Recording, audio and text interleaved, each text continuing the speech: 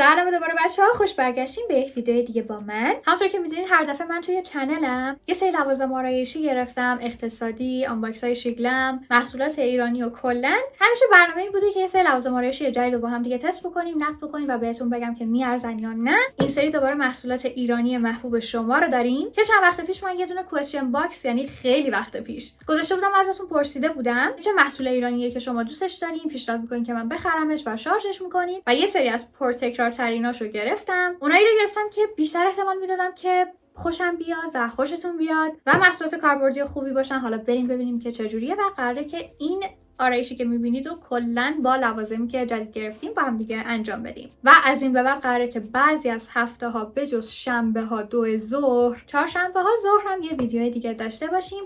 پس حتما اگر منو ساب ندارید، اگر دوست دارین سابسکرایب کنین و این زیر زنگوله رو بزنین که ویدیو جدید اومد بتونین زودتر ببینیدش. و مرسی که ویدیو رو لایک میکنین. بریم دیگه شروع کنیم دیگه، خیلی حرف زدم. خب قبل از اینکه بریم سراغ اینکه اینا رو بهتون نشون بدم و با هم دیگه تستشون بکنیم، من روتین پوستیمو کامل انجام دادم به رسم ویدیوهای قبلی. از این پرایمر مورد علاقم از شیگلم استفاده کردم بچه که یه حالت سردی داره وقتی اصلا حتی دست میزنید بهش. بعدش هم روی پوستو خیلی نرم و یک دست میکنه و خیلی مات. این واقعا یکی از پرایمر شیگلم بود که برعکس این مدل هلوکیتیش که توی ویدیو قبلی با هم یه تستش کردیم خیلی خوب بود. اگر تست این رو هم خواستین باز توی این ویدیو میتونید ببینید که لینک های همش رو توی دیسکریپشن براتون میذارم. بریم سراغ آیتم اول که میخوام با کرم پودر شروع بکنم. کرم پودر اینلی. بچه‌ها اینا رو من چند ماه پیش خریدم و قیمتا قطعا تغییر کرده. من براتون توی دیجیکالا سرچ میکنم، قیمت‌های جدید و بروز شده رو اینجا واسهتون میذارم، روی صفحه میاد. اگر که حالا موجود بودن، یک سری از لوازمیه که شما گفتین، یعنی خب قطعا نمیتونم توی یه ویدیو همه چیزایی که گفتین تست بکنم، مثلا چند تا کرم پودر رو با هم دیگه تست بکنیم، اون جالب نمیشه دیگه.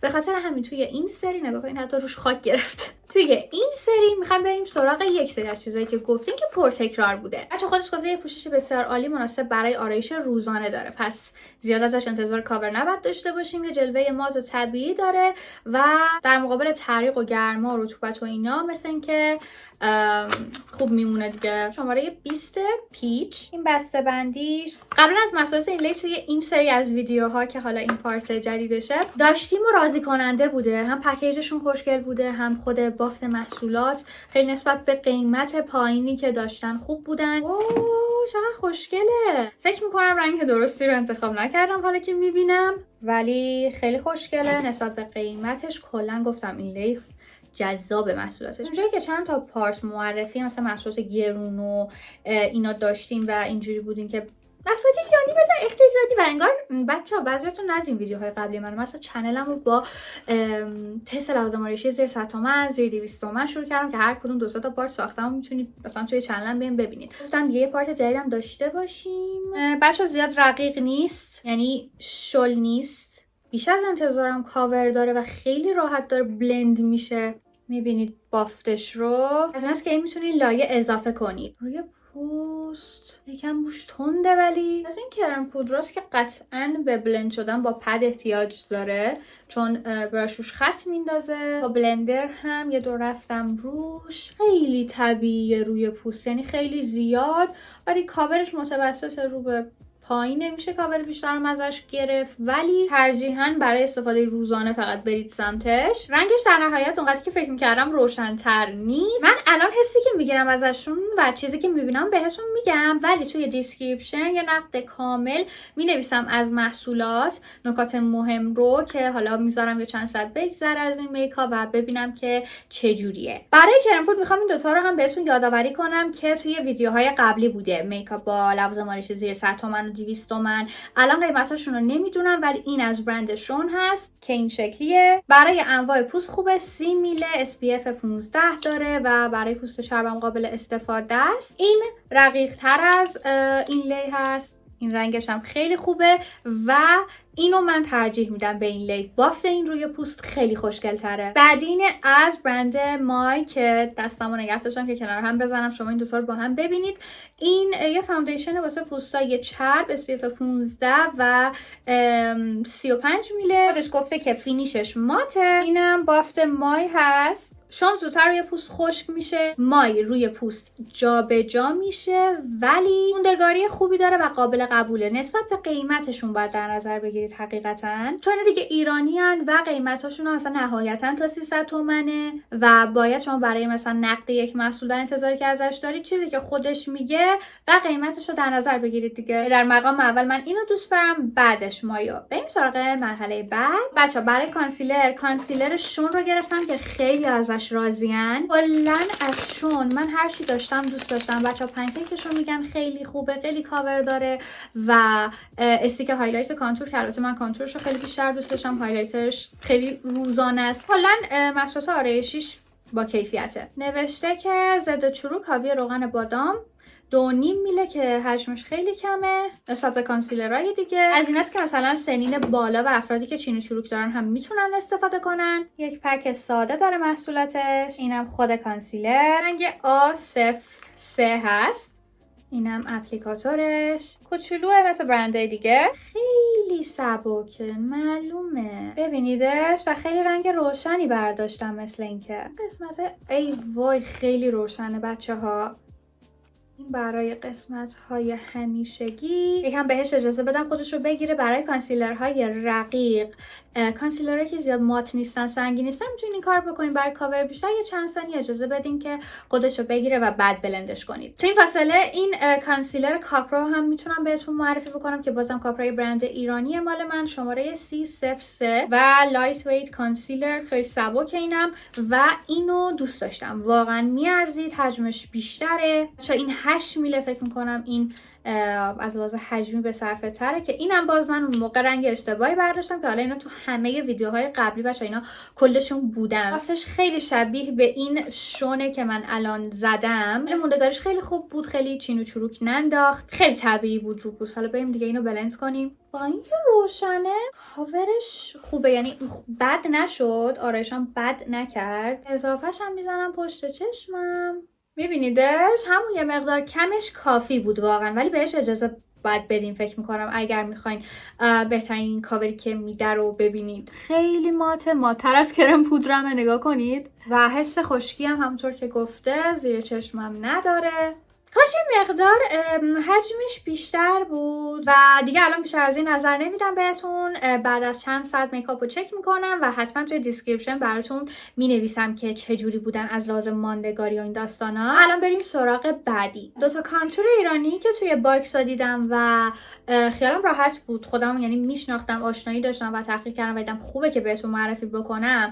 یکی این عزیز دل منه، یک برند ایرانی به اسم ساریسا گلد که خیلی محصولات با کیفیت و خوشگل و اصلا پکیجشون هم خیلی خوبه، بافتشون خیلی قشنگه. این 8 میله این کانتور و خیلی زیباست. یه نقطه ازش کافیه بیشتر بزنی میبازی. و این استیکای مولتی استیک کانتور شون، اینم خیلی نرم و کرمی و خوشگله برای روزانه، ولی اینو بیشتر بهتون میگم که برای روزانه شاید نتونید سریع باهاش کار بکنید، یکم چون پیگمنت زیاده، چون خیلی رقیقه، یکم زمان میبره تا بهترین کاری که میتونی رو باهاش انجام بدی. از این روی دستم براتون میزنم و از این یکی این مایه است. این یه خورده تون سرتری داره و این استیکی و کرمی. بچه این کانتور ساریسا گلد کد نداره، فکر میکنم هم یه دونه باشه. اینم استیکشون که شماره 20 و 3.5 میله. واقعا یکی از پرفروش های دیجیکالا هم بوده بچه ها. واقعا با این قیمت میارزه،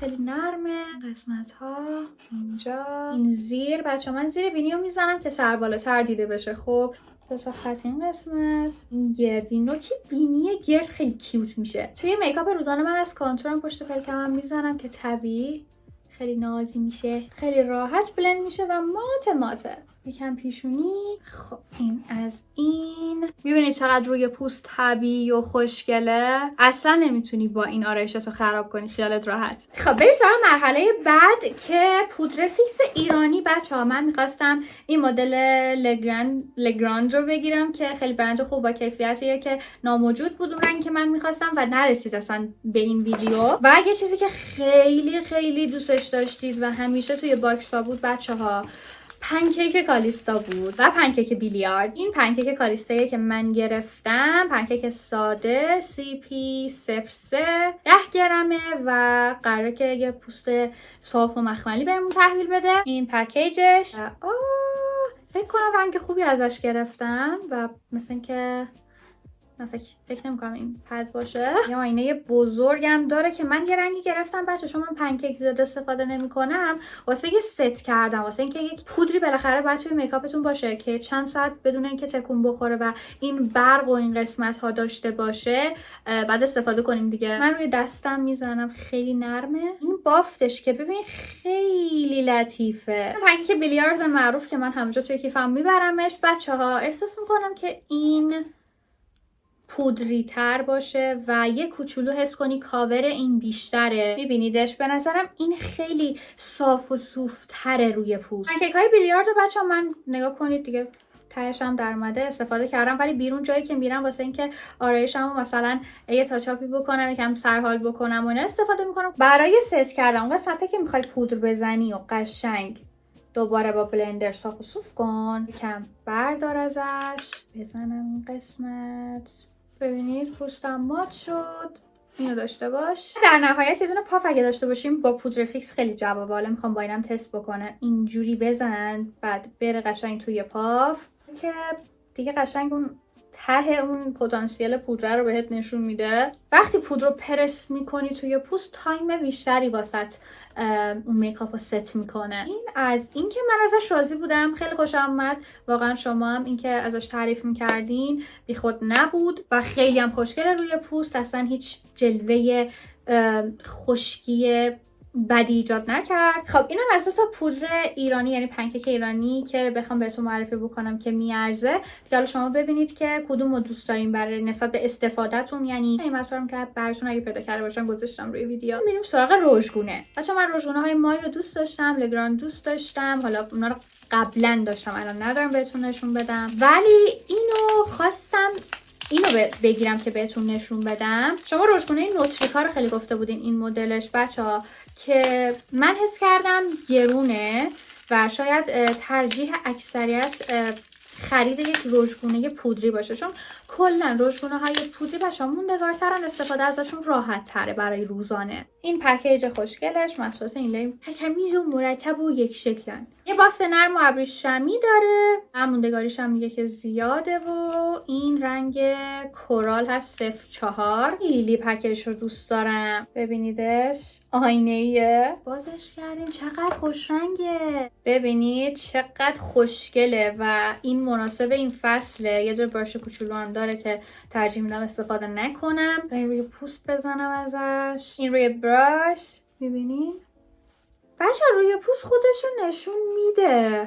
شاید چون من خیلی رژگونه های پر رنگ و لابدار داشتم، نگاه کن این مثلا باید بزنی، ولی رنگش، پکیجش، رنگ تو میدونی که یه برند ایرانی امن میگیری، خب این خیلی میارزه دیگه. باز ممکنه که سلیقش دقیقاً اینجوری باشه که رژگونم اونقدر زیاد نباشه که یه بار بزنم و بره تو مخم، ولی من کلا بلاش گرلم. یه کوچولو چون سایه چشم نداریم، البته سایه های این لیو من دوست داشتم، 4 تا رنگ بودن و تستشون کردم توی پارت های قبل. دوباره استخون چشمم میزنم، زیر چشمم، روی پوست خیلی ناز و مات و طبیعیه. اوکی دیگه رژگونه دیگه الان ندارم ایرانی که بخوام بهتون نشون بدم دیگه، همون دوتا بود که بهتون گفتم. اگر دوست داشتین بگین سری بعدی این ویدیو، که البته نمیدونم اگر این ویدیو لایکاش خوب باشه، بچه‌ها ویوش خوب باشه، واقعا میتونم برم دوباره کلی وسیله جدید بگیرم براش. ولی اگه دوستش نداشته باشین خب ترجیح میدم ویدیوهای دیگه بسازم دیگه. درکش کن، بگو که چی دوست داری بخرم برای پارت بعدی. بریم سراغ مرحله بعد که بچه‌ها خط چشمه. من توی سری قبل یه خط چشم از مای بهتون نشون دادم که اون اونو خیلی دوست داشتم. الان هر چی گشتم نبودش، خیلی کوچیکه، فکر می‌کنم گم شده توی کشوها. الان خط چشم ایندری رو دوباره گرفتم چون این هم گفته بودین، بقیه چیزایی که گفته بودین همش مایو کالیستا بود که مایو قبلا تست کرده بودیم و الان ترجیح دادم این لی چون قیمتش خوبه این رو هم این لی بگیرم. و خبر خوب اینه که ریملش رو هم گرفتم. این از پکیجش واتر پروفه، مثلا اینکه ضد آبه. امیدوارم مویی نباشه بچه‌ها، من اصلا با مویی نمیتونم، حداقل نمیدونم چقدر من خط چشم نکشیدم. ببینیدش این شکلیه، خیلی شیک و پیک پکاش، خدا رو شکر مویی نیست. از این چی بهش میگفتیم؟ از این مدلیاست. بکشم باهاش روون مشکی، میشه خطای نازکم کشید تقریبا. از ایناست که برق داره. من خط چشمایی که برق میزنه رو خودم شخصا دوست ندارم. خب ولی خیلی مشکیه، سریع خشک میشه و پاک نمیشه اصلا. بچه ها موژه‌هامو دیروز سر میکردم، نمیخوام بره توی لاین موژه هام. اگه یه خورده غلیظ‌تر بود بهتر بود بچه ها. من کاراشو کردم، تموم شد، مرتبش کردم. بچه ها برق رو روی چشم زیاد حس نمی کنی. مشکل دیگه که باهاش دارم اینه که روی چشمم حسش میکنم. خشک که میشه احساس میکنم یه چیزی زدم پشت چشم و یکم خشکه. شاید من عادت ندارم دیگه به خط چشم کشیدن، نمیدونم شما بگین. فکر نمی‌کنم اینجوری باید باشه. خب بریم سراغ مرحله بعدی که ریمله. پک ریمل حجم دهنده است، پرپشت کننده و خیلی طبیعیه برای استفاده روزانه. هم مثل اینکه ضد آب نیست. این خوبه چون روزانه واقعا نباید ریمل های ضد آب بزنی. بچه‌ها پکیجینگش خیلی نازکه، حس گرون بودن میده. خیلی باحال پکش. بچه‌ها این فرچشه، موادش زیاد غلیظ نیست. من خیلی ریمل دوست داشتم قبل از این 2-3 سالی که همیشه حالا اکستنشن دارم.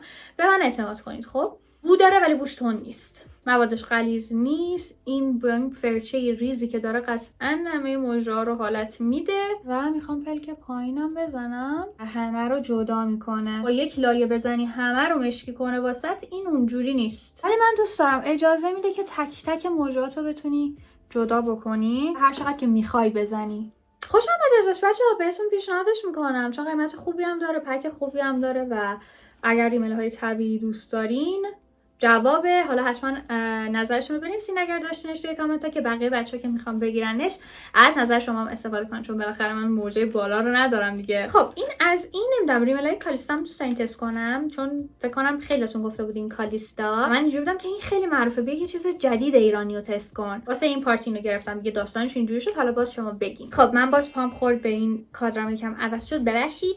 و بریم سراغ محصولات ابرو. محصولات ابرو هم معرفی نکرده بودیم بهم، یعنی توی اون باکس اصلا کلا نبود بجز ژل ابرو که گابریجی و مورلی گفته بودیم که قبلا تست کردیم و حالا اینا ایرانی نیستن. این مداد ابرو ایرانی خیلی دوست دارم، از برند کاپرا، دوباره شماره 192 و فرمول کاپرا بچه‌ها ایتالیاییه، خیلی نرم و خوشگله. ببینید این رنگ مال منو برای ابروهای من خیلی روشنه الان چون دیگه رنگ نمی‌کنم، ولی خب ابروهامو امروز با این درست می‌کنم و این پیشنهاد منه به شما. دوباره موندگاری خوبی داره بچه ها. اگر دوست دارین بمونه یا مثلا چتری دارین حتما روش با یه سایه برید، خیلی قفل میشه، قشنگ میمونه ابروهاتون. خب بریم سراغ محصولات لب. خط لب، برق لب. خط لبی که من گرفتم از برند بارینه که فکر میکنم این بارین بیوتی ایرانیه و من خودم هم داشتم چند تا ازش.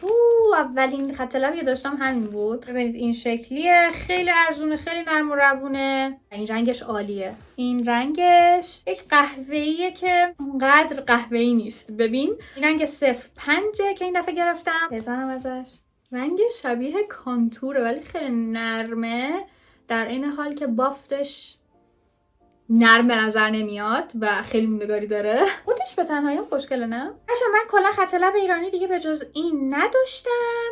گابرینی داشتم، گلدن روز داشتم ولی ایرانی نداشتم. باز اگر شما گزینه‌ای دارین بهم بگین. خب آخرین چیزی که گرفتم بچه‌ها برق لب‌های کالیستاست که میدونم خیلی خوبن و خودم قبلا داشتم و شما هم خیلی تو اون باکس برام نوشته بودین. رژ لب مایع ویویت شاین S33 هست این رنگ، ببینیدش. بچه سری قبلا تونستم کلکشن باکساتون رو بذارم ولی الان چون خیلی گذشته اصلا نمیتونم بین استوری های اینستام پیدا کنم.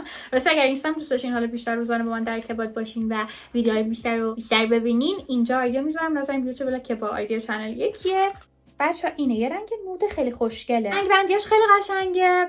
من 36 رو داشتم یه صورتی ملیح. ای وای. و بیاین تستش کنین. لی محبوبان. خوشگله، خوشمزه است. اونقدر قهوه‌ای تیره نیست. و بچه ببخشید من لبام خیلی لب پایینم خوش شده و پیچ بالم لب اینقدر زود نتونست خوبش کنه برای این ویدیو. قهوه‌ای یواش با تخمایه صورتی نمیدونم که رنگش خوش رنگه و برای پاییز فکر می‌کنم خیلی گزینه خوبی باشه. ببینید من بیرنگش هم خودم داشتم. بعد دو تا رژ خوبم بخوام بچه‌ها بهتون معرفی بکنم، یعنی یادآوری بکنم بهتون، یکی اینه از برند شون که این رنگش هم خیلی قشنگه. A12 4 میله و نیمه ماته، نه خیلی چربه نه ماته. خوشگله نه؟ یکی دیگه از رژایی که خیلی دوست دارم از لگراند، اینم خیلی خوبه ولی این رژ ماته. خب ببینید ماتره تا اون یکی. موندگاری رژای مات قطعا بیشتره، این یه چیز طبیعیه ولی شون رو هم من خیلی دوست داشتم و دوستاش دیگه از قیمت مناسبان دیگه. اینم از فاینال میکاپ. فکر کنم همه چی در مورد محصول بهتون گفتم. بازم یه نقد کوتاه توی دیسکریپشن واسهتون می‌نویسم بعد از چند ساعت. اگر دوست داشتین که بریم برای پارت‌های بعدی حتما بهم بگین. مرسی که ویدیو رو لایک می‌کنین بچه‌ها. اینجوری من می‌فهمم که کدوم محتوا، کدوم سبک، کدوم موضوع ویدیو رو بیشتر دوست دارین. حتما نظرتون توی کامنت بنویسین. همه کامنت ها رو میبینم و تا جایی که بتونم همه رو جواب میدم. مرسی که منو سابسکرایب میکنید و تا ویدیوی بعدی شنبه میبینمتون. خدافظ.